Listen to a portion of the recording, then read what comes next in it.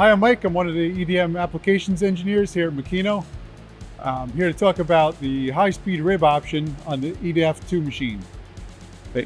With the high-speed rib option, it allows the machine to move at 20 meters per minute jump speed with 1.5 G acceleration max.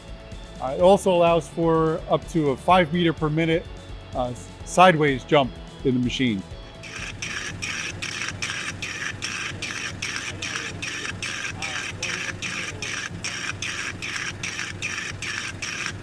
The high-speed rib option allows for much faster roughing rates and lower electrode wear.